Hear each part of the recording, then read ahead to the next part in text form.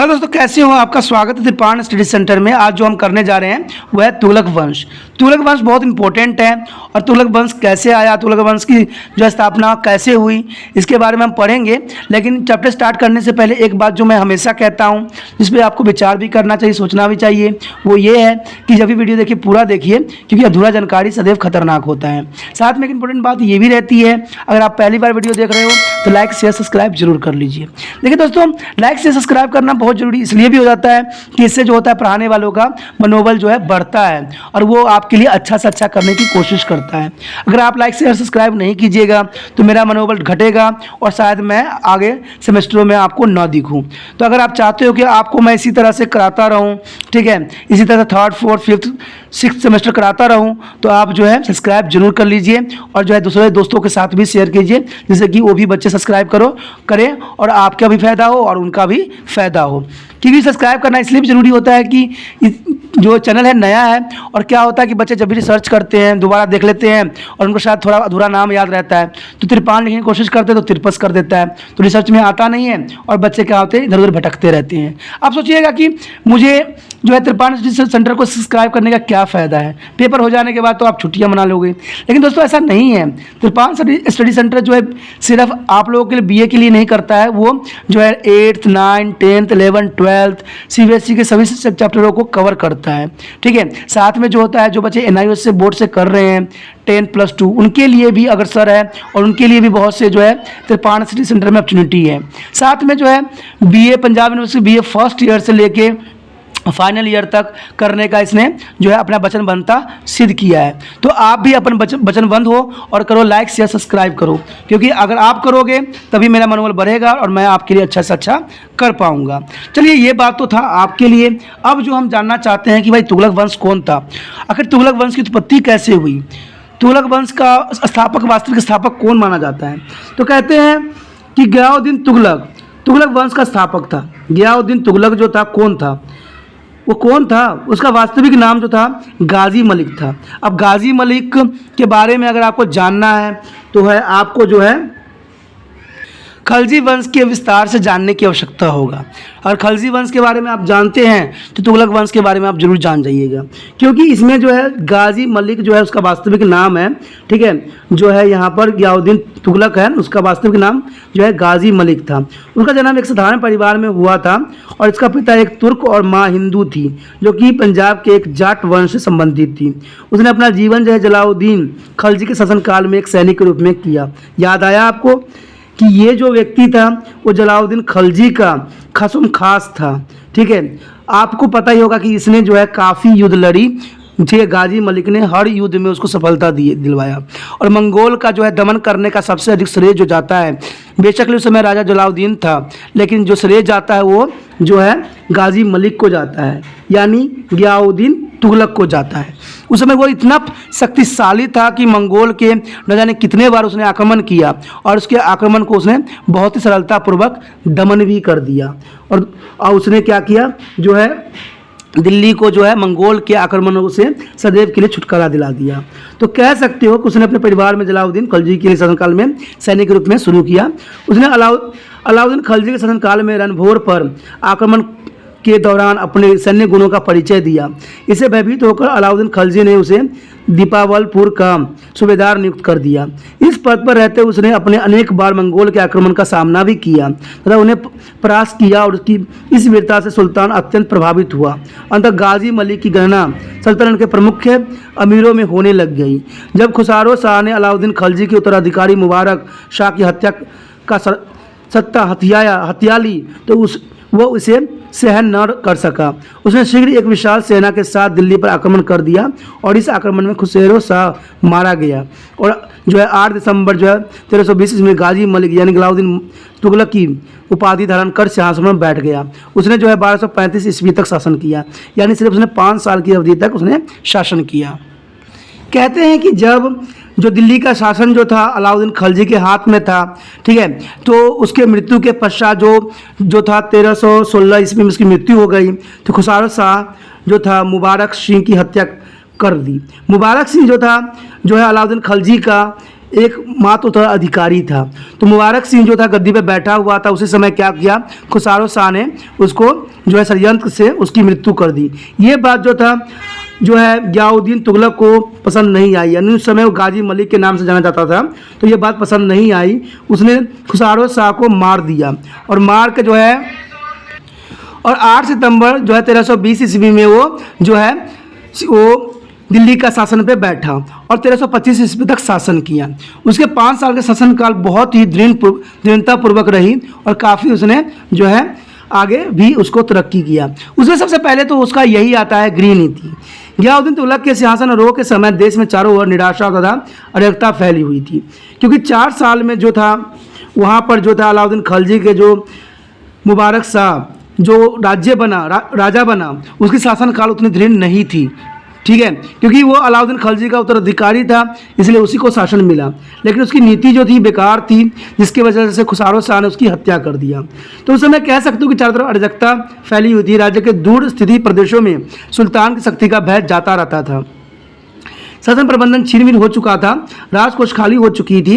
सरदार दरबारी और अलाउद्दीन खिलजी के संबंधी उसके लिए सिरदर्द बन गए थे। परंतु गियाउद्दीन ने अपनी सभी समस्या की सहायता एवं वीरता के से सामना किया। उसने अपनी दृढ़ता को दृढ़ बनाने के लिए निम्नलिखित पग उठाए। उसने जो है कई कदम भी उठाए। अमीर तथा दरबारियों को प्रसन्न करना। सबसे पहले तो गियाउद्दीन तुगलक बहुत ही दूरदर्शी था। उसने अपनी स्थिति को दृढ़ बनाने के लिए उद्देश्य से अमीर तथा दरबारियों को प्रसन्न करने की नीति को अपनाया। उसने पुराने अमीरों को फिर से ऊंचे पद पर नियुक्त कर दिया।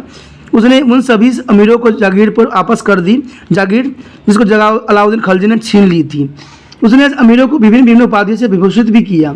उसने केवल उन अमीरों को दंड दिया जिन्होंने मुबारक शाह की हत्याकांड में भाग लिया था, यानी मुबारक शाह के हत्याकांड में जिसने भाग लिया था उन सबको उसने दंडित किया। गियाउद्दीन तुगलक ने जो है खिलजी वंश की जीवित महिलाओं को रहन सहन के लिए उचित प्रबंधन भी किए तथा उनके लिए पेंशन निश्चित की। इस कार्य से निसंदेह सुल्तान शीघ्र ही अमीरों के दिलों में जीतने में सफलता प्राप्त कर लिया। उसके बाद था कृषि सुधार। गियाउद्दीन तुगलक ने साम्राज्य की अर्थव्यवस्था को धुन बनाने हेतु कृषि संबंधी उल्लेखनीय सुधार किए। उसने पहले किसानों से उपज का 1/2 भाग जो भूमि कर के रूप में लिया करता था, उसने आदेश दिया कि कुल उपज का केवल 1/10वां या 1/11वां भाग ही कर के रूप में लिया जाए। उसने अधिकारियों को निर्देश दिए कि वह किसानों के साथ सहानुभूतिपूर्वक व्यवहार करें। उनका विश्वास था कि राज्य की आय को अधिक खेती से बढ़ाया जा सकता है, जो कि हर एक समय में बहुत ही महत्वपूर्ण रहता है, क्योंकि खेती ऐसा चीज़ है जिससे हम आय को बढ़ा सकते हैं, न कि अधिक करों से कभी भी बढ़ाया नहीं जा सकता। जितनी अन्न की उपज होगी उसी से जो है हम आगे अपने देश को तरक्की के राह पे ले जा सकते हैं। किसानों को अकाल की स्थिति में भूमि कर माफ़ करने की सुविधा प्रदान की गई। अधिकारी द्वारा किसानों से किसी भी प्रकार का इन सुधारों के कारण जहाँ किसानों की दशा में सुधार हुआ, वहाँ राज्य के आय में भी वृद्धि हो गई। उसके बाद था न्याय संबंधी सुधार।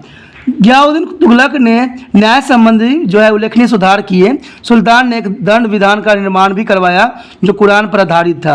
इस विधान के अनुसार न्याय की दृष्टि में सभी व्यक्ति सामान्य समझे जाते थे और अपराधियों को सामान्य रूप से दंड मिलता था। ऋण की वसूली के लिए सुल्तान ने शारीरिक यातनाएं व दंड बंद करवा दिया था। उसने लोगों को शीघ्र न्याय देने के उद्देश्य से अनेक काजियों की नियुक्ति भी किया था। उसके बाद था राजकोष की दशा में सुधार। खुसरो ने अपनी अनुचित दयालुता के कारण जो धन व्यय लुटा दिया था, उसने राजकोष की रिक्त हो चुका था। ठीक है, गियाउद्दीन तुगलक ने लुटे हुए धन को फिर से संचित करने का प्रयास किया। वो शेख नियाउद्दीन औलिया को अतिरिक्त बाकी सभी धन वापस लेने में सफल हुआ। इसके साथ साथ उसने भूमि कर इत्यादि की उचित व्यवस्था करके राज्य की आय को बढ़ाने के लिए सफल प्रयत्न किए। कुछ ही दिनों में उसने कोष में आशाजनक वृद्धि करवा ली। उसके पश्चात था सैनिक सुधार। गियाउद्दीन तुगलक साम्राज्य की सुरक्षा एवं विस्तार में सेना के योगदान से भली भांति परिचित था। अंततः उसने इस और विशेष ध्यान दिया। उसने अलाउद्दीन खिलजी के समय प्रचलित दाग एवं हुलिया प्रथाओं को पुनः प्रचालित किया। उसने सेना के अनुशासन पर विशेष बल दिया। अनुशासन भंग करने वाले सैनिकों को कड़ा दंड दिया जाता था। दूसरी ओर उसने सैनिकों को अनेकों सुविधाएं प्रदान भी की तथा उनके वेतन में वृद्धि की। यह सैनिक सुल्तान के प्रति अधिक निष्ठावान हो गए। उसके बाद डाक व्यवस्था में सुधार। गियाउद्दीन तुगलक ने पूर्व डाक व्यवस्था अस्त व्यस्त हो चुकी थी। अंततः सुल्तान ने डाक प्रणाली को फिर से व्यवस्थित किया। लिखता है कि सुल्तान जो तुगलक शाह के शासनकाल में डाक सुविधा हरकारों ले जाते थे और कुछ डाक पैदल हरकारों द्वारा भी एक स्थान से दूसरे स्थान पर पहुंचाई जाती थी। हरकारों के धावक के नाम से भी पुकारा जाता था। डाक एक दिन में 200 मील तक पहुंच जाती थी। केवल भारी डाक घोड़े पर ले जाया जाता था और इस प्रकार सरकारी तथा सार्वजनिक समाचार पत्र एक स्थान से दूसरे स्थान पर पहुंचाने में काफ़ी सुविधा हो गई थी। उसके पश्चात है विदेशी नीति। गियासुद्दीन तुगलक का महत्वाकांक्षी सुल्तान था। अपनी स्थिति दृढ़ करने के पश्चात उसने दिल्ली सल्तनत की विस्तृत नीति की ओर ध्यान दिया। सबसे पहले था बंगाल का आक्रमण। बंगाल विजय के लिए उसने 1321 ईस्वी में गियासुद्दीन तुगलक ने एक सेना भेजी। इसका नेतृत्व उसके पुत्र जूना खां ने किया। जूना खां ने बरगल पर घेरा डाल दिया और वहाँ का शासक प्रताप रुद्रदेव संधि के लिए प्रार्थना करने का विवश हो गया, परंतु जूना खां ने उसके संधि प्रस्ताव को स्वीकार न किया। आरंभ में प्रताप रुद्रदेव को कुछ निराशा हुई। उसकी 20 शाह सेना के दिल्ली के से समाचार मिलने बंद हो गए और यह अफवाह फैल गई कि दिल्ली के सुल्तान गियासुद्दीन की मृत्यु हो गई। यह समाचार मिलते ही राजकुमार ने घेरा उठा लिया और सिंहासन पर अधिकार करने के लिए दिल्ली की ओर चल पड़ा। इस प्रकार राजकुमार का प्रथम दक्षिण अभियान विफल रहा। उसके बाद बरगल का दूसरा आक्रमण 1323 ईस्वी में हुई। देवगिरी पहुंचकर जूना खां को पता चला कि उसके पिता की मृत्यु का समाचार अफवाह मात्र है। अंततः यह क्षमा याचना के लिए पिता के पास पहुंचा। सुल्तान ने क्षमा कर दिया, परंतु उसके योगियों तथा शत्रुओं के मृत्यु दंड दिया गया और 1323 ईस्वी में वह पुण्य बरगल भेजा गया। इस बार उसे यातायात के मार्गों को सुरक्षित रखने के लिए काफ़ी सतर्कता दिखाई ताकि उसे बराबर समाचार मिलते रहे। मार्ग में उसने विदर्भ पर विजय प्राप्त की और फिर बरगल के लिए प्रस्थान किया।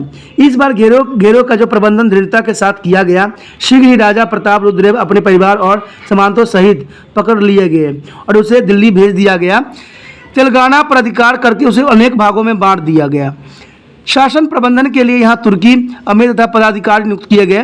बगरा का नाम बदलकर सुल्तानपुर रख दिया गया और इसे दिल्ली सल्तनत के लिए एक प्रांत की राजधानी बना दिया गया। उसके बाद था उत्काल पर धावा। उत्काल के धावा था 1323 ईस्वी में की गई थी।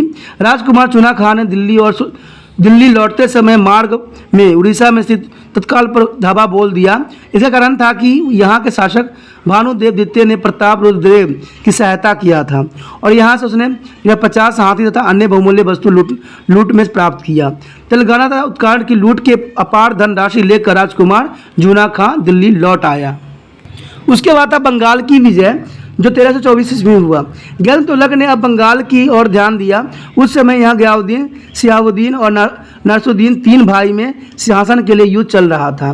गियासुद्दीन पूर्व बंगाल का सूबेदार था और 1319 ईस्वी में उसने शिहाबुद्दीन को गद्दी से हटाकर सिंहासन पर अपना अधिकार कर लिया था। इधर नियाउद्दीन ने दिल्ली के सुल्तान गियासुद्दीन तुगलक से अपनी भाई गियासुद्दीन के विरुद्ध सहायता मांगी। सुल्तान ने उसकी मांग स्वीकार कर ली और स्वयं एक विशाल सेना लेकर 1324 ईस्वी में बंगाल की ओर चल पड़ा। बंगाल में हिरोती के निकट नसरुद्दीन भी उसे आ मिला। दोनों की सम्मिलित सेनाओं के सुल्तान के योग्य सेनानायक जाफर खां के नेतृत्व में उत्तरी बंगाल की राजधानी की ओर प्रस्थान किया। इस सेना ने बंगाल के गियासुद्दीन की पराजित करके उसे बंदी बना लिया और नसरुद्दीन दिल्ली सुल्तानत की अधीनता में बंगाल का शासक बना। परंतु पूर्वी बंगाल दिल्ली साम्राज्य में मिला लिया गया और सुल्तान ने बंगाल में काफ़ी लूटमार भी की और तथा अपार धनराशि के साथ वापस दिल्ली की ओर चल पड़ा। मार्ग में उसने तिरहू के राजा हरसिंह देव पर आक्रमण भी किया। इस हिंदू राजा की स्वामी भक्ति पर उसे संदेह था। उसे पराजित करके वह दिल्ली लौट गया। उसके बाद था मंगोल आक्रमण। 1324 ईस्वी में मंगोल ने जब 1324 में जब राजकुमार जूना खां दक्षिण में अपने सैनिक अभियान पर गया हुआ था तो मंगोल ने उत्तरी भारत पर आक्रमण कर दिया, परंतु वे पराजित हुए। उनके नेताओं को पकड़ लिया गया और दिल्ली लाया गया, जहां उनके साथ कठोर व्यवहार किया गया। संभवतः गियासुद्दीन के शासनकाल में मंगोल ने फिर कभी आक्रमण न किया। उसके बाद सुल्तान की मृत्यु 1325 ईस्वी में हो गई। गियासुद्दीन तुगलक की बंगाल वापस के समय उसके पुत्र जूना खां ने स्वागत के लिए शानदार प्रबंधन किया। इस अवसर पर एक काठ का मंडप बनाया गया और नीचे सुल्तान की दावत का प्रबंधन किया गया। कहा जाता है कि जब सुल्तान तथा उसका बेटा पुत्र भोजन कर रहे थे तो हाथियों की एक टुकड़ी सुल्तान का सामना करने के लिए मंडप के निकट से गुजर गई।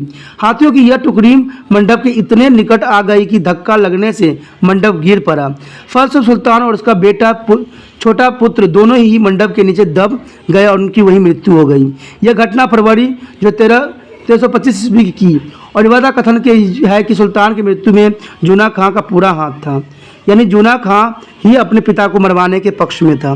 मंडप तैयार करवाना और हाथियों का पास से गुजाराना जूना खां की एक सोची समझी चाल थी। इसमें वह सफल रहा, परंतु वर्णी इस मत से सहमत नहीं है। उसके विचार में सुल्तान की मृत्यु अचानक ही हुई थी, इसके लिए जूना खां उत्तरदायी नहीं है। अब इसमें एक बात तो यहाँ पर नोट करने वाली ये है कि अगर ये षड्यंत्र नहीं होती तो हाथी के दल जो है उसके पास से कैसे गुजर सकती थी, और उस समय गुजरी जब वो मंडप में भोजन ग्रहण करने के लिए बैठा था। तो बाकी लोगों के साथ कुछ भी नहीं हुआ और उसी के साथ जो मृत्यु को प्राप्त किया। तो ये बात भी एक षड्यंत्र ही देखी जा सकती है। बेशकली जो है बहुत राइटरों के अपने अपने विचारधारा है, लेकिन कहते हैं ना जो सच है वो सामने है, सच को हम मुंह नहीं मोड़ सकते, क्योंकि अचानक वहाँ पर हाथी का जत्था पहुँचना, ठीक है, और मंडप का निर्माण करवाना, ये सब एक सोची समझी चाल थी जिसके वजह से है जो है गयाउद्दीन की मृत्यु हुई। चलिए जो भी है वो तो समय बताएगा और समय ने बताया भी आगे चल के। अब देखा जाए तो गयाउद्दीन का मूल्यांकन, गयाउद्दीन के बारे में हम देखते हैं कि उसने क्या हासिल किया। गयाउद्दीन तुगलक एक कुशल शासक प्रबंधक था। उसने अपने 5 वर्ष के अल्प शासनकाल में अनेक सफलता भी प्राप्त किया। उसका शासन प्रबंधन कई बातों में आगामी जो है पठान शासक शेरशाह सूरी से मेल खाता है। सूरी की बात उसने भी शासन में अनेक महत्वपूर्ण जो है सुधार किए। उनके शासनकाल के भूमि कर प्रणाली तथा डाक व्यवस्था को नया रूप दे दिया। प्रजा की सुविधाओं के लिए अनेक नहर, सड़कें और पुलों का भी निर्माण करवाया। उसने देश में फैली अराजकता और व्यवस्था का अंत करके लोगों के मन में फिर से सुल्तान के प्रतिष्ठा स्थापित किया। तो ये बात तो सच भी है, आप इसको निष्कर्ष के रूप में भी लिख सकते हो। गयाउद्दीन तुगलक ने प्रजा की भलाई के लिए अनेक महत्वपूर्ण कार्य भी किए, परंतु वह धार्मिक संस्कृति के रूप में न उठ सका। एक कट्टर मुसलमान होने के नाते उसने हिंदुओं के प्रति कठोरता की नीति भी अपनाई। गयाउद्दीन तुगलक की प्रशासनिक योग्यता के ध्यान में रखते हुए जो है बहुत से राइटरों ने अपने अपने विचारधारा प्रस्तुत किया है। उन्होंने ये बात साफ कहा है कि वो निसंदेह एक आदर्श मुसलमान था। तो किसी का ये विचार है कि गयाउद्दीन तुगलक ने दिल्ली की तुर्क सल्तनत की सुरक्षा भी रखा। चलिए बहुत ही अच्छी बात था, सबने अपने अपने जो है जो विचारधारा रखा है। और सही बात जो देखा जाए तो गयाउद्दीन काफ़ी हद तक जो था सही शासक भी था। बेशक उसमें थोड़ी कुरीतियाँ थी, वो ये थी कि उसने हिंदुओं के साथ बहुत बुरा व्यवहार किया, जो कि सही भी नहीं थी। जब गयाउद्दीन की 1325 में मृत्यु हो गई तो उसके बाद जो है मोहम्मद बिन तुगलक को वहाँ का राज्य शासन संभाला, जो कि 1325 से लेकर 1351 ईस्वी तक शासन किया। लेकिन कहते हैं कि मोहम्मद बिन तुगलक जो था पढ़ा लिखा अनपढ़ था, ठीक है, इसलिए मोहम्मद बिन तुगलक की हवाई योजनाएं जो थी बहुत प्रचलित है और काफ़ी इम्पोर्टेंट भी रहता है। इसलिए कभी कभी इतिहासकार जो है विचित्र उदाहरण भी मिलते हैं। देखिए इतिहास में जो है कभी कभी विचित्र उदाहरण भी मिलते हैं।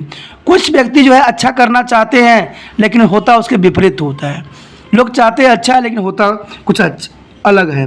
अपने भाग्य के कारण अकबर जैसे अनपढ़ व्यक्ति महान कहलाता है, ठीक है, और बिना जो है मोहम्मद बिन तुगलक जैसे विद्वान जो है मूर्ख कहलाता है। कहते हैं मोहम्मद बिन तुगलक ने अपने शासनकाल में जो है सभी ऐसे कार्य किए जो महान उद्देश्य को प्रेरित हुए थे, परंतु उसके कार्यान्वयन करने में वह अनेक भूल कर बैठता था। अंततः उसकी सारी योजनाएं असफल हो जाती थी। वो जनता की भलाई करना चाहता था, परंतु उसे प्रजा के कटाई सहन करने की क्षमता नहीं थी। उसका कोमल हृदय उसे कहीं स्थिर नहीं रहने देता था। वह स्वयं ही कदम आगे बढ़ाता था, फिर स्वयं ही पीछे हट जाता। सबसे विचित्र बात यह थी कि वह सारी प्रजा को से आशा रखता था कि वह अपनी हानि को परवाह किए बिना उसे कदम से कदम मिलाकर चले। पर परिस्थिति में मोहम्मद बिन तुगलक की सफलता निसंदेहजनक थी। उसकी विद्वानता उसके लिए किसी काम न आई और इस बात की वजह से क्या हुआ, बहुत प्रॉब्लम आई। इसलिए बहुत से जो लेखक है इसको पढ़ा लिखा अनपढ़ कहते हैं। कभी क्वेश्चन में आता है पढ़ा लिखा अनपढ़ किसे कहा जाता है, तो आप कह सकते हो कि मोहम्मद बिन तुगलक को पढ़ा लिखा अनपढ़ के नाम से भी जाना जाता है। इसमें सबसे पहले उसने क्या किया था, मोहम्मद बिन तुगलक की हवाई योजनाएं बहुत थी। उसमें पहला बात तो यह था राजधानी परिवर्तन, ठीक है। कहते 1327 ईस्वी से 29 ईस्वी में उसने जो है राजधानी परिवर्तन किया। राजधानी बदलना मोहम्मद बिन तुगलक की एक बहुत बड़ा कार्य था, उसने दिल्ली की बजाय दक्षिण में स्थित देवगिरी को अपना राजधानी बनाने का निश्चय किया। कारण इसका क्या था? मोहम्मद बिन तुगलक का राज्य काफ़ी विस्तृत था। अंततः उसने यह अनुभव किया कि दक्षिण पर नियंत्रण रख सकना बहुत ही कठिन है, इसलिए उसने दिल्ली की अपेक्षा किसी ऐसे नगर की सल्तनत की राजधानी बनाने का निर्णय किया जो साम्राज्य के मध्य में स्थित हो। तो देवगिरी से सुल्तान काफ़ी प्रभावित हुआ, इसलिए सुल्तान ने देवगिरी को राजधानी बनाने का निश्चय किया। दिल्ली जो है उत्तर पश्चिम सीमा के काफ़ी अधिक निकट थी और इस पर सदैव मंगोल आक्रमण के भय की आशंका बनी रहती थी। अंततः मोहम्मद बिन तुगलक किसी ऐसे स्थान पर राजधानी बनाना चाहता था जो मंगोल के आक्रमण से सुरक्षित हो। दक्षिण अभी तक सल्तनत का उपद्रवग्रस्त केंद्र था, परंतु मोहम्मद बिन तुगलक वह शांति स्थापित करके उत्तरी भाग के सामान्य शासन व्यवस्था स्थापित करना चाहता था। ऐसा सभी संभव हो सकता था जब सुल्तान दक्षिण से किसी नगर को अपनी राजधानी बनाता। दक्षिण का प्रदेश धन संपदा तथा मोहम्मद बिन तुगलक ने यह अनुभव किया कि इस धन का वास्तविक उपयोग वहां रहकर ही किया जा सकता है। इधर की मोहम्मद बिन तुगलक द्वारा राजधानी परिवर्तन का एक अन्य कारण बताते हैं कि उसका कथन था कि दिल्ली की जनता ने मोहम्मद बिन तुगलक को जो गुमनाम पत्रों द्वारा बहुत ही गालियां भी दी थी। मोहम्मद बिन तुगलक भला यह कैसे सहन कर पाता? अंततः उसने उन्हें दंड देने का निर्णय भी किया। परिणाम स्वरूप से दिल्ली की अपेक्षा देवगिरी को राजधानी बनाने की भी ठान ली। अब जो था इसका नेचर कैसा था? कहते हैं इन्हीं कारणों से जो है 1327 में मोहम्मद बिन तुगलक ने राजधानी परिवर्तन का आदेश जारी कर दिया। उन्हें दिल्ली के सभी नागरिकों को अपने परिवार एवं संपत्ति सहित दिल्ली से देवगिरी जाने का आदेश दिया। इस सब नई राजधानी का नाम जो था दौलताबाद रखा गया। लोग सुल्तान की आज्ञा का पालन न करने का परिणाम खूब जानते थे। अंततः वो अपनी सामान सहित देवगिरी की ओर चल पड़े। इतिवृत्त के अनुसार सुल्तान ने सारे नगर की तलाशी लेने की आज्ञा दिया ताकि कोई भी व्यक्ति दिल्ली में न रह जाए। तलाशी लेने पर केवल 2 ही व्यक्ति ऐसे मिले जो अभी तक दिल्ली में रह गए थे। इनमें से एक जो था अंधा था और दूसरा जो था लंगड़ा था। कहा जाता है कि मोहम्मद बिन तुगलक के आदेश से लंगड़े की मौत की घाट उतार दी गई और अंधे को दौलताबाद तक घसीटा गया। इतने में मोहम्मद बिन तुगलक को जो है संतोष नहीं मिला। उसने अपने महल के ऊपर चढ़कर वीरान नगर पर नज़र दौड़ाई। जब उसे विश्वास हो गया कि किसी भी घर से धुआं नहीं उठ रहा है तब जाकर उसे संतोष मिला। मोहम्मद बिन तुगलक ने 600 मील के लंबे जो है मार्ग में अनेक भोजन तथा अन्य सुविधाओं का पूरा प्रबंधन किया था। मार्ग में दोनों ओर छायादार वृक्ष लगवाए गए थे तथा अस्थायी झोपड़ियां खड़ी की गई थी। उन्हें जो है मुफ्त भोजन और पेय बांटे गए, परंतु सुल्तान यह भूल गया कि यात्री को वे सभी सुख जुटाना असंभव है जो उसे घर में रहकर मिल सकते हैं। मार्ग की थकावट और मानसिक पीड़ा के कारण हजारों व्यक्ति रास्ते में मर गए और कुछ ज़रूरत बाद पहुंचकर मौत के शिकार हो गए। उसके बाद क्या था? असफलता के कारण क्या बने? मोहम्मद तुगलक की यह योजना पूर्ण रूप से विफल रही। दौलताबाद कभी आबाद न हो सका क्योंकि दिल्ली के लोग दिल्ली की रंगनरिया को भूल न सके। राजधानी दूर हो जाने के कारण मंगोल के शाही सैनिकों का भी अधिक भय न रहा। उन्होंने अब पहले से ही अधिक आक्रमण करने का आरंभ कर दिए। दिल्ली की सुल्तान जनता दक्षिण की हिंदू वातावरण में न ढल सकी। मोहम्मद बिन तुगलक ने जनता की परिवार सहित नई राजधानी जाने का आदेश देखकर भारी भूल कर गया और जनता के कष्ट की उसकी योजना को ले डूबे। राजधानी परिवर्तन के समय के पश्चात ही उत्तरी भारत की शासन व्यवस्था बिगड़ने लग गई और जगह जगह विद्रोह होने लगे। अंततः मोहम्मद बिन तुगलक ने पुण्य दिल्ली को राजधानी बनाने के आवश्यक अनुभव किया।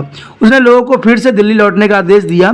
फलस्वरूप पुण्य जन धन की अपार हानि हुई। इतिहासकार जो राजधानी परिवर्तन में मोहम्मद बिन तुगलक की भारी भूल मानते हैं। सबने कहा है कि दौलत खान गलत दिशा में लगाई गई शक्ति का स्मारक था। मोहम्मद बिन तुगलक पर यह दोष भी लगाया गया कि उसने अपनी मूर्खता के कारण जनता को कष्ट पहुंचाया और राज्य की संपत्ति को नष्ट भी किया। परंतु यदि ध्यान में देखा जाए तो मोहम्मद बिन तुगलक की राजधानी परिवर्तन योजना इतनी बुरी नहीं थी जितनी इसकी आलोचना भी की गई है। आलोचकों का मोहम्मद बिन तुगलक के इस प्रयोग की आवश्यकता से अधिक निंदा भी किया है। ठीक है, सबने इसमें बहुत ही निंदा किया है। अंततः इसे जो निराधार और बच्चकाना नहीं मान सकते हैं। मोहम्मद बिन तुगलक का यह पग वास्तव में साम्राज्य के हितों में प्रेरित था।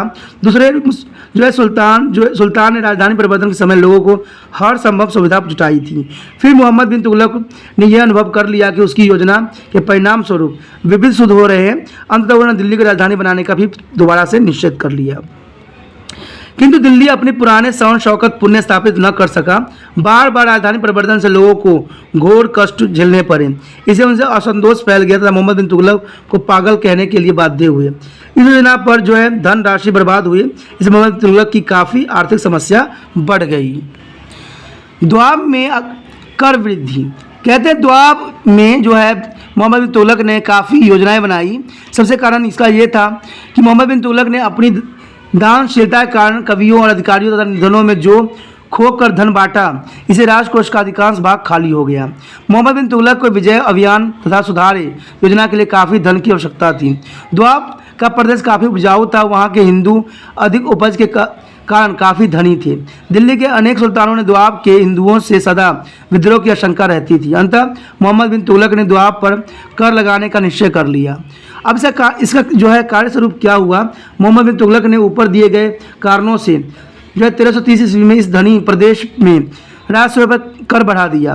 वर्ण के अनुसार यह कर पहले की अपेक्षा 10 अथवा 20 गुना कर दिया गया, परंतु कार्य के अनुसार यह केवल 3 अथवा 4 गुना ही बढ़ाया गया था। चलिए अपने अपने जो है विचारधारा है अपने, ठीक है, कर चाहे जितना भी बढ़ाया गया हो, परंतु एक बात तो निश्चित है कि यह ऐसे अवसर पर बढ़ाया गया जब कृषक इसे देने में असमर्थ थे। इसकी वजह से क्या हुआ, असफलता का कारण क्या बना। कहते हैं मोहम्मद बिन तुगलक की कर जो वृद्धि योजना पूर्ण रूप से असफल रही। इसका कारण स्पष्ट था कि उस वर्ष वर्षा न होने के कारण द्वाब भयंकर अकाल की चपेट में आ गया था। तो इस समय कर भी बढ़ा दिया गया, तो लोगों की जो संकट है और भी बढ़ गई। उसके पश्चात मोहम्मद तुगलक ने कृषि विभाग की स्थापना किया जो 1930 ईस्वी में था। इसका कारण यह था कि मोहम्मद बिन तुगलक का दूसरा महत्वपूर्ण प्रयोग कृषि विभाग की स्थापना करना था। इस विभाग का नाम दीवान को ही रखा गया। इस विभाग की स्थापना करने में मोहम्मद बिन तुगलक का एक मुख्य उद्देश्य राज्य की ओर से भी सीधी आर्थिक सहायता प्रदान करके जो है कृषि योग्य भूमि का विस्तार करना था। उसका नेचर क्या था, इस योजना को कार्य रूप देने के लिए मोहम्मद बिन तुगलक ने लगभग से है 60 वर्ग मील का एक भूखंड निश्चित किया, जहाँ बारी बारी से विभिन्न प्रकार की फसलें उगाई गई। इस भूखंड से सभी भूमिहीन किसानों को भूमि दी गई। भूखंड की निगरानी रखने के लिए बहुत बड़ी संख्या में रक्षकों तथा पदाधिकारियों की नियुक्ति की गई। इस प्रकार इस योजना पर 2 वर्ष के अंदर अंदर राजकोष से भारी धनराशि व्यय की गई। उसके बाद असफलता का कारण क्या बना, इसमें कोई संदेह नहीं कि मोहम्मद बिन तुगलक की यह योजना काफ़ी महत्वपूर्ण थी और सफल होने पर राज्य के लिए काफ़ी उपयोगी सिद्ध भी हो सकती थी, परंतु दुर्भाग्यवश सुल्तान का यह प्रयोग भी असफल रहा। कारण क्या था, प्रयोग किए गए चुना गया भूखंड उपजाऊ नहीं थी। ठीक है, प्रयोग केवल 3 वर्ष तक ही चला।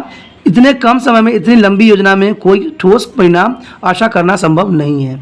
उसके बाद यह प्रयोग जो है एकदम नया था और इस संबंध में कोई भी पूर्व उदाहरण विद्यमान नहीं था। अंततः मोहम्मद बिन तुगलक को स्वयं इस और पूरा ध्यान देना चाहिए था, परंतु वह ऐसा न कर सका और राज्य कर्मचारी योजना को उचित ढंग से कार्य देने में असफल रहे। योजना के लिए जो है निर्धारित धनराशि का भी दुरुपयोग किया गया और इस धनराशि का एक बहुत बड़ा भाग जो पदाधिकारी तथा कर्मचारी हड़प गए और शेष धन किसानों के अपनी निजी आवश्यकताओं पर व्यय कर दी गई। तो यही बात है ना कि जब राजा घर में बैठेगा तो प्रजा तो है उसके पैसे खाएंगे ही खाएंगे। तो ये तो आजकल की समस्या बन चुकी है कि सरकार इतने पैसे देती है और उसमें से जो है 10% लगाई जाती है, बाकी 90% जो है अधिकारी अपने जेब में रखती हैं। जो पुराने समय में था वही आज के समय में। सिर्फ यही बात है कि समय बदल चुका है, हम 21वीं शताब्दी में आ चुके हैं और ये 13वीं शताब्दी की बात है। चलिए जैसा भी है ऐसा तो हर काल में हमेशा होता ही रहता है। उसके बाद संकेतिक मुद्रा प्रणाली, मोहम्मद बिन तुगलक के शासनकाल को भारतीय मुद्रा के इतिहास में एक महत्वपूर्ण स्थान भी प्राप्त है। उसने अपने शासनकाल के आरंभिक वर्षों में सोने तथा चांदी के अनेक सुंदर सिक्के चलाए। बनावट की दृष्टि से ये सिक्के उससे पहले ही सुल्तानों ने सिक्कों के कहीं उत्तम थे। सिक्कों प्रसिद्ध ज्ञात थॉमस ने उसे मुद्रित निर्माता का सम्राट कहकर पुकारा था। वास्तव में उसने जो है संपूर्ण मुद्रा प्रणाली का रूप निखारने का प्रयास भी किया और 1330 में मोहम्मद बिन तुगलक ने पीतल तथा तांबे की सांकेतिक मुद्रा जारी करने का प्रयोग भी किया। कारण क्या था इसका कि जो है युद्धों और विद्रोह के कारण शाही कोष लगभग खाली हो चुका था। मोहम्मद बिन तुगलक ने अपनी योजनाओं के कार्यबंद करने के लिए धन पानी की तरह बहाया था। इसे शाही कोष लगभग खाली हो गया था। दुआ में कठोर कर नीति काल के कारण राज्य की आय काफ़ी कम हो चुकी थी। मोहम्मद बिन तुगलक ने अपनी सैनिक तथा शासन संबंधी खर्च पूर्ति के लिए अपने राजकोष में वृद्धि करना चाहता था। उसके बाद था मोहम्मद बिन तुगलक को नए प्रयोग करने का भी बड़ा चाव था। हो सकता है कि वह सांकेतिक मुद्रा प्रणाली जारी करके भारतीय मुद्रा के इतिहास में एक नवीन अध्याय जोड़ना चाहता हो। इस समय भारत में चांदी की काफ़ी कमी हो गई थी। अंत मोहम्मद बिन तुगलक ने चीन एवं ईरान की तरफ भारत ने सांकेतिक मुद्रा चलाने का निर्णय भी कर लिया था। इसका स्वरूप कैसा था? कहते हैं इस कारणों से 1330 ईस्वी में मोहम्मद बिन तुगलक ने एक महत्वपूर्ण आदेश भी जारी किया था। इसके अनुसार तांबे के सिक्कों के राज मुद्रा घोषित किया गया और विशेष बात यह थी कि इस सिक्कों का मूल्य सोने तथा चांदी के सिक्कों के बराबर रखा गया था। मोहम्मद बिन तुगलक की यह योजना केवल 3 वर्ष तक चली। इस समय में राज्य में अपार आर्थिक क्षति उठानी पड़ी। आखिर अन्य आदेशों द्वारा 1332 ईस्वी में सांकेतिक मुद्रा का प्रचलन बंद कर दिया गया और इस प्रकार मोहम्मद बिन तुगलक को यह प्रयोग भी असफल सिद्ध हुआ। उसका असफलता का कारण क्या बना? मोहम्मद बिन तुगलक ने तांबे के सिक्के का सोने चांदी के सिक्के की भांति प्रयोग करने का आदेश तो जारी कर दिया, परंतु टकसाला पर एकाधिकार स्थापित करने के लिए कोई पग न उठाया। इन दिनों आज की भांति बढ़िया और सुव्यवस्थित सिक्के बनाने की मशीन नहीं थी। अंदर लोगों के घरों में ही तांबे के नकली सिक्के बनाने आरंभ कर दिए। वर्णन लिखता है कि प्रत्येक हिंदू का घर टकसाला बन गया था। थोड़ी ही समय में बाजार में ऐसे सोने व चांदी के सिक्के लुप्त हो गए तथा जाली सिक्के भरमार हो गई। किसानों ने सोने चांदी के सिक्के तो अपने घरों में छिपा कर रख लिए और नकली सिक्कों को चुकाना आरंभ कर दिया। विदेशी व्यापारी माल इतनी नकली सिक्कों से खरीदने लगे और अपने माल को बदले उन्होंने सिक्के लेने से इनकार कर दिया। फलस्वरूप देश का व्यापार ठप हो गया। काफ़ी हानि के पश्चात मोहम्मद बिन तुगलक को अपनी मूर्खता का आभास हुआ। उसने घोषणा की कि लोग तांबे के सिक्के लौटाकर चांदी के सिक्के ले जाएं। लोगों के लिए यह एक स्वर्ण अवसर था। उन्होंने एक बार फिर अधिक से अधिक संख्या में जाली सिक्के तैयार किए और उनके बदले चांदी के सिक्के बटोर लिए। कहते हैं कि शाही घोषणा के पश्चात तांबे के सिक्के इतनी अधिक संख्या में इकट्ठे हो गए कि वह कई वर्ष तक तुगलकाबाद में पड़े रहे। मोहम्मद बिन तुगलक की सांकेतिक मुद्रा की योजना असफल अवश्य ही हुई, परंतु उनकी योजना को निराधार नहीं कह सकते। सांकेतिक मुद्रा के बारे में सोच लेना ही उसकी बुद्धिमत्ता का कमाल था। यदि यह प्रयोग सफल हो जाता तो संभव था कि वह अपने युग का सबसे महान व्यक्ति गिना जाता। योजना की सफलता में योजना के स्वरूप को दोष नहीं है, दोष योजना के लागू करने के ढंग में है। उसने टकसाला पर राज्य का एकाधिकार स्थापित करना चाहिए था। इसके साथ साथ उसे सभी प्रचलित तांबे के सिक्के राजकोष में जमा कर लेने चाहिए थे, परंतु उसने ऐसा कोई कदम न उठाया। उधर जनता में राजधानी परिवर्तन के कारण उनका विश्वास पहले ही उठ चुका था। ये सभी बातें सांकेतिक मुद्रा को भी ले डूबी। देखिए, कहते हैं ना, लोग तो राजा तो अच्छे कदम उठाते हैं, लेकिन कहते हैं ना, राजा के कहने से और राज्य नहीं चलता है। यहाँ पर प्रत्येक व्यक्ति की भागीदारी की आवश्यकता होती है। कोई आप रूल रेगुलेशन लागू कर दोगे और आपके जो नागरिक है वही सहयोग नहीं देंगे तो कैसे चल पाएगा शासन चलाने के लिए प्रत्येक व्यक्ति की भागीदारी की आवश्यकता होती है। आज तो लोग ऐसे भी होते हैं कि समय पड़ने पर 2 मिनट में ही दल बदल लेते हैं। अब ऐसे स्थिति पहले भी थी कि लोग दल बदल लेते हैं। दल बदलते इसलिए हैं क्योंकि उनको इससे स्वार्थ सिद्ध होता है, उनकी कुर्सी नहीं जाती है। उनको पता है कि कहते हैं ना, जहाँ पर गंगा बहती है लोग उसी की तरफ चल देते हैं। लेकिन कहते हैं ना कि पुराने मित्रों को छोड़ के नए मित्रों के हाथ थाम लेते हैं। क्यों? क्योंकि कुर्सी की उनकी ज़रूरत है। तो यही तो बात यहाँ पर भी आती है कि अगर उसने कोई नया रूल रेगुलेशन लागू किया था तो उसको हर एक व्यक्ति को सहयोग देने की आवश्यकता थी। तो लोगों ने क्या किया? लोगों ने भी इसका गलत फ़ायदा उठाने लग गए, तो इसका शासन चलने में भी असमर्थ कर दिया। उसने प्रयोग तो सही किया था, लेकिन लोगों की कठोरता की वजह से ये प्रयोग जो था असफल सिद्ध हुआ। उसके बाद था मोहम्मद बिन तुगलक की असफलता के कारण क्या था? असफलता मनुष्य के अपने कर्मों का परिणाम तो होता ही है, साथ ही उसमें वातावरण का भी हाथ होता है। कभी कभी भाग्य इसका निर्णय करता है। मोहम्मद बिन तुगलक की असफलता में तीनों तथ्य का सामान्य हाथ था। जहाँ भाग्य का कुछ चक्कर चल रहा था, वहीं स्वयं उसे भी अनेक भूल भी की। अकाल का पड़ना, वर्षा का होना, पलक की फूटना, ये सभी बातें उसके वश की नहीं थी, परंतु वह अपनी योजनाओं के कार्यान्वयन करने में सूझबूझ से काम ले सकता था। परंतु योजनाओं को लागू करने में उसने अनेक भूल भी कर दिए। इधर वातावरण विद्रोही की आग में जलने लग गया था। तो कह सकते हो असफलता का कारण बहुत कारण थी। पहला तो था असफल योजनाएं। मोहम्मद तुगलक की सभी प्रशासनिक योजनाएं असफल रही। राजधानी परिवर्तन, सांकेतिक मुद्रा प्रचलन, कृषि विभाग की स्थान तथा द्वाब में कर वृद्धि करना आदि सभी जो है कार्य मोहम्मद बिन तुगलक के लिए विनाशकारी सिद्ध हुए। इस पर यहाँ एक और धन का नाश हुआ, वहीं दूसरी ओर लोगों के दुखों में भी वृद्धि हुई। जब असंतोष बढ़ गया और जनता मोहम्मद बिन तुगलक के विरुद्ध हो गया तो अनेक स्थान पर विद्रोह हुआ। मोहम्मद बिन तुगलक ने सभी विद्रोह का सफलतापूर्वक जो है दमन न कर सका। उसके बाद था कठोर दंड का चाप। सुल्तान मोहम्मद बिन तुगलक को कठोर दंड देने का बड़ा ही चाप था। उसने विद्रोह के अपराध में अपने भतीजे जो गुस्मम की जीवित खाल खिंचवा दिया तथा उसका मांस उसके परिवार को खिलाया। उसके द्वारा शेख साउद्दीन को दिए गए दंड को सुनकर रोंते खड़े हो जाते हैं। द्वाब में अकाल पड़ने पर भी वहाँ के लोगों ने बड़े ही निर्दयतापूर्ण ढंग से कर वसूल किया गया। कई बार तो वह अपराधियों को हाथी के पैरों के तले कुचलवा देता था। इस विषय में जो है स्टोनर लेपुल ने साफ शब्दों में कहा था कि तुता द्वारा वर्णित यंत्रणाओं तथा हत्याओं की घटनाएं इतनी भयंकर है कि उनका वर्णन नहीं किया जा सकता। इस मूल यात्री द्वारा दिल्ली में देखे गए नित्य दृश्य जिनमें सिखाए हुए हाथी दांतों पर लोहे की तलवार चढ़ाए अपने शरीर का हवा में उछाल कर अपने पैरों से रौंद देते हैं और फिर उसके टुकड़े टुकड़े कर देते हैं, मनुष्य के रक्त के ठंडा कर देते हैं।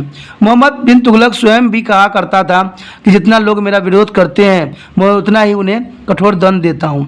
इस निर्दयतापूर्ण दंड से मोहम्मद बिन तुगलक की अप्रिय बना दिया। उसके बाद दानशीलता। सुल्तान मोहम्मद बिन तुगलक बहुत ही दानी था। स्टोनर स्पेन के अनुसार उसकी यह दानशीलता ही उसे ले डूबा। सिंहासन बैठते ही उसने निर्धनों में बहुत सा धन बांटा। प्रीति भोजन पर अधिक से अधिक उसने धन व्यय करने में उसे बहुत आनंद आता था। वो निर्धनों और कृपा पात्रों को आवश्यकता के समय खूब आर्थिक सहायता दिया करता था। उसके शाही लंगर में जो है 4000 व्यक्ति प्रतिदिन भोजन किया करते थे।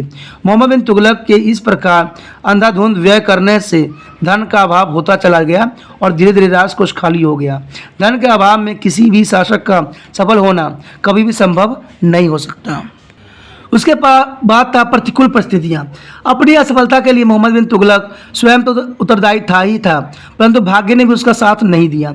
सभी परिस्थिति उसके प्रतिकूल रही। उसके शासनकाल में 10 वर्ष तक अकाल रहा, जिससे लोगों को अनेक कठिनाइयों का सामना करना पड़ा। तब पश्चात देश में फैलने वाले प्लेग बीमारी भी उसके लिए बहुत बड़ा एक संभव बना दिया।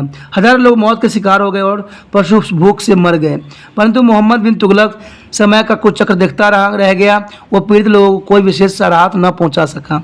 लोगों ने इन सभी बातों के लिए मोहम्मद बिन तुगलक को ही दोषी ठहराते हैं। अंत प्रतिकूल परिस्थिति के कारण भी मोहम्मद बिन तुगलक को एक शासक के रूप में असफलता का मुंह देखना पड़ा। उसके बाद विदेशियों से कूटतंत्रता, यानी मोहम्मद बिन तुगलक ने विदेशियों का बड़ा ही आदर सत्कार किया करता था। उन्हें ऊंचे ऊंचे पदों पर नियुक्त किया। उसने इन विदेशियों को धन से मालामाल कर दिया। इस प्रकार जो है राजकोष खाली हो गया, परंतु ये विदेशी बड़े ही कुटघन निकले। उन्होंने राज्य के विभिन्न प्रदेशों में अपना शासन स्थापित कर लिया। उनमें अफगान, ईरान तथा मंगोल प्रमुख थे। तो कहते हैं ना कि आप उसको हाथ पकड़ाओगे वो आपके कंधे पकड़ लेंगे। ऐसा ही मोहम्मद बिन तुगलक के साथ हुआ। उसके पश्चात धार्मिक उदारता की नीति। मोहम्मद बिन तुगलक स्वयं एक कट्टर मुसलमान था, परंतु वह अपने से पहले मुसलमान शासकों की भांति हिंदू के प्रति धर्म के नाम पर निर्दय न था। चलिए ये भी बात बहुत अच्छी थी। वो स्वतंत्र विचार वाला उदार धार्मिक शासक था। उसके शासनकाल से मुस्लिम धर्मी वर्ग को कोई विशेष सुविधाएं प्राप्त नहीं थी। यहाँ तक कि मुल्लाओं को भी अपराधी सिद्ध होने पर कठोर दंड दिया जाता था। अपनी इस उदार धार्मिक नीति के कारण मोहम्मद बिन तुगलक मुसलमानों के प्रति अप्रिय हो गया और इस स्थिति में उसका जो है सफल होना संदेशजनक ही था। उसके बाद जनता का रूढ़िवाद था।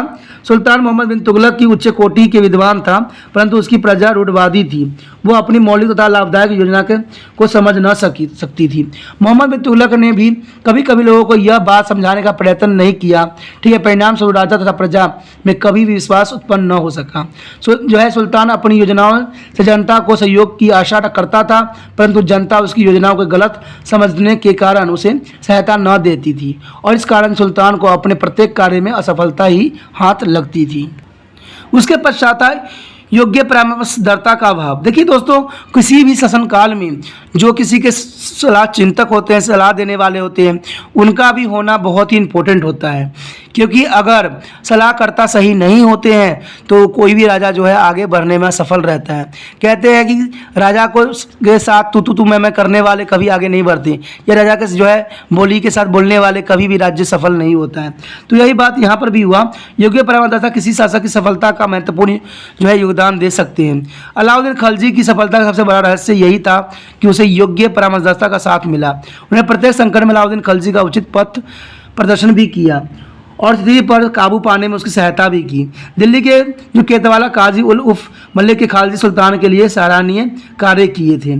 इसी प्रकार उसके योग्य सेनापति ने भी उसकी सैनिक सफलता महत्वपूर्ण भूमिका निभाई। इन्हीं कारणों से अलाउद्दीन खिलजी अशिक्षित होने पर भी अपनी प्रत्येक योजना में सफल हो गया। परंतु मोहम्मद बिन तुगलक के दुर्भाग्य से उसे कोई भी जो हितैषी मित्र न मिल सका। फलस्वरूप वह अपनी प्रत्येक योजना को लागू करने में कहीं न कहीं अवश्य भूल कर बैठा और उसे सफलता का मुंह दिखना पड़ा। तो ये बात तो बहुत ही ज़रूरी होती है कि जो सलाह मशवरा देने वाले होते हैं वो बड़ी सोच विचार के देना चाहिए, जिससे क्या होता है उस राज्य का पतन नहीं हो पाता है। उसके पश्चात दक्षिण नीति। मोहम्मद बिन तुगलक की दक्षिण संस्कृति का प्रचार करना चाहता था। इस उद्देश्य से उसने दक्षिण के सभी विजय प्रदेशों को अपने राज्य में मिला लिया था, जो उसकी बहुत बड़ी भूल थी। इतने दूर के प्रदेशों पर नियंत्रण बनाए रखना बड़ा ही कठिन था। उसके अतिरिक्त सुल्तान ने दक्षिण प्रदेशों पर शासन चलाने के लिए मुसलमान कर्मचारियों को नियुक्ति किए गए। इसे वहाँ के हिंदू भड़क उठे क्योंकि वह मुसलमानों के अत्याचारों से भली भांति परिचित थे। परिणाम स्वरूप वह निकाल कर सुल्तान के राज्य में विद्रोह आरंभ कर दिए, जिससे जिन्होंने सुल्तान अपनी पूरी शक्ति लगाकर भी न दबा सका। तो ये सारे कारण जो थे उसके जो है अपने राज्यों को समाप्त करने का उसने खुद ही पग डाले थे, और जो जनता का भी सहयोग न पाना भी उसके लिए सबसे बड़ा दुखदायक था। उसके बाद था विस्तृत साम्राज्य। मोहम्मद बिन तुगलक का साम्राज्य बहुत ही विस्तृत था। इसमें समस्त उत्तरी भारत तथा दक्षिण का बहुत बड़ा भाग सम्मिलित था। यातायात के साधनों का अभाव के कारण इतने बड़े राज्य का संभालना अत्यंत कठिन था। वह एक प्रांत में विद्रोह दबाने जाता तो दूसरी प्रांत में विद्रोह उठ खड़ा होता। उदाहरण के लिए जब देवगिरी में विद्रोह दबाने गया तो गुजरात में विद्रोह के कारण उसे वापस लौट आना पड़ा। दिन प्रतिदिन के इन विद्रोह के सुल्तान तंग आ चुका था। ठीक है, सुल्तान अपने शब्दों में एक बात बिल्कुल कहता है कि मेरा सल्तनत में कोई बीमारी लग गई है और वह किसी इजाज़त से अच्छी नहीं होती है, इलाज से अच्छी नहीं होती है। हकीम सिर दर्द का इलाज करता है तो बुखार आरंभ हो जाता है, वो बुखार की रोकथाम करता है तो कोई और कष्ट आ घेरता है। इस तरह से मेरा सल्तनत में अव्यवस्था फैल गई है। यदि मैं इसे एक जिले में दबाता हूँ तो वह दूसरे में आरंभ हो जाती है। तो इस तरह से जो है अपने शब्दों में वो ये बात कहता भी है। उसके बाद था मोहम्मद बिन तुगलक की मूर्ख योजना के परिणाम। मोहम्मद बिन तुगलक के शासन के रूप में असफल रहा। वो अपनी योजनाओं के उद्देश्य की पूर्ति न कर सका। उसने अपने राज्य के सभी प्रवर्तन के लिए द्वाब में कर वृद्धि की, राजधानी को बदला और कृषि विभाग की स्थापना भी की और कई अन्य सैनिक तथा असैनिक कार्य किए। उसने नेक इच्छाओं से कार्य आरंभ किया था, परंतु वह अपनी योजनाओं को कार्यबंद करने में अनेक भूल कर बैठा। वह राज्य के निखारने के बजाय बिगाड़ बैठा। अन्य सैनिक तथा असैनिक कार्य किए। उसने नेक इच्छाओं से कार्य आरंभ किया था, परंतु वह अपनी योजनाओं को कार्यबंद करने में अनेक भूल कर बैठा। वह राज्यों को निखारने के बजाय बिगाड़ बैठा। हित की भावना सहित कर कारण बनी। उसका सब कुछ किया कराया मिट्टी में मिल गया। देश के जन धन की भारी क्षति उठानी पड़ी। संक्षेप में उसकी योजनाएं के परिणाम स्वरूप उसकी अपनी आशाओं को बिल्कुल विपरीत निकले। तो पहला तो यही हुआ कि धन की हानि।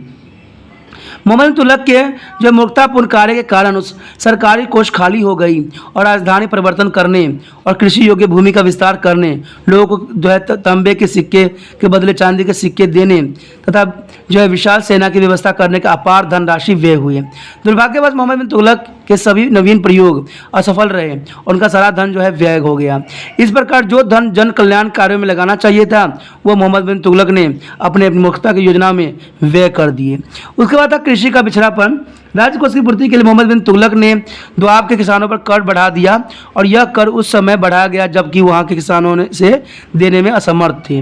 कर वसूलने की कठोरता से काम लिया गया। मोहम्मद बिन तुगलक के अत्याचारों से किसान इतने तंग आ चुके थे कि वो अपने खेत छोड़कर जंगलों में भाग गए। परिणाम स्वरूप देश की कृषि काफ़ी बिगड़ गई। उसके बाद मंगोल का आक्रमण में वृद्धि।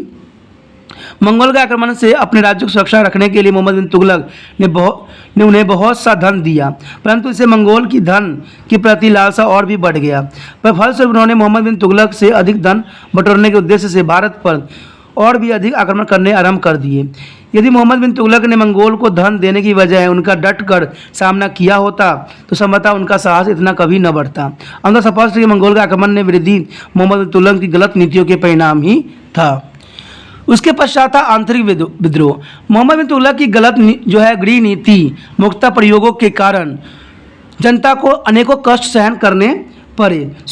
जो सुल्तान का प्रत्येक नया प्रयोग जनता के कष्टों में और अधिक वृद्धि कारण बनता और भला जनता कब तक कष्ट सहन करती। आखिर उसके धैर्य का जो है बांध टूट गया और उन्होंने सुल्तान के विरुद्ध जो है विद्रोह आरंभ कर दिया। कैसे विद्रोह करने का आरंभ कर दिया? सागर में मोहम्मद बिन तुगलक के चचेरे भाई ने विद्रोह कर दिया और जो है 1327 ईस्वी में जो सुल्तान के जागीरदार कुशल खान ने अपनी स्वतंत्रता घोषणा खुद कर दी। इस प्रकार जो मावल, बंगाल, अवध, बरंगद्वार, समुद्री और देवगिरी गुजरात में विद्रोह की ज्वाला भड़क उठी। फलस्वरूप जो है तुगलक शासन के छिन्न भिन्न हो गया। ठीक है, इसमें जो है कहते हैं सच तो यह है कि मोहम्मद बिन तुगलक बुद्धिमान होते हुए भी शासक के रूप में असफल रहा। जब वह सुल्तान बना तो उसके राज्य में सिर्फ 23 प्रांत शामिल थे, परंतु जब उसकी मृत्यु हुई तो वह अपना लगभग सारा राज्य खो चुका था। अपने समुचित व्यवहार तथा गलत नीतियों के कारण वह कभी अपनी जनता और दरबारियों के विश्वास पात्र न बन सका। तो इस तरह से जो है मोहम्मद बिन तुगलक का यहाँ अंत हो गया। इसी के साथ जो है दोस्तों हमारा टॉपिक आज खत्म हो रहा है। ठीक है, अगर आपको अच्छा लगा तो लाइक शेयर सब्सक्राइब जरूर कीजिए। अगर पहली बार अगर आप वीडियो देख रहे हो, पहली बार मेरे चैनल पे आए हो तो सब्सक्राइब करना आपका फ़र्ज़ बन जाता है। सब्सक्राइब करने से ये होगा कि जो भी मैं आप क्लास के रिगार्डिंग कोई भी वीडियो डालूंगा उसका नोटिफिकेशन जो है समय समय पर आपको प्राप्त होता रहेगा। अगर सब्सक्राइब नहीं कीजिएगा, अगर आप दोबारा से तिरपान स्टडी सेंटर पर आने की कोशिश कीजिएगा तो वहाँ पर आप तिरपान लिखिएगा तो जो है वो तिरपस कर देगा। ठीक है, जो आप गूगल पर सर्च करेंगे वो तिरपस कर देगा, जिससे वजह से आप जो है मेरे वीडियो का जो है फ़ायदा नहीं उठा पाओगे। तो सोचिए मत, विचार मत कीजिए, सब्सक्राइब कीजिए। आप सोचते होइएगा कि मेरे जो एग्जाम खत्म हो जाने के मेरा क्या ज़रूरत है तिरपान स्टडी सेंटर से। ठीक है, तो इसलिए सब्सक्राइब नहीं करने का सोचिएगा।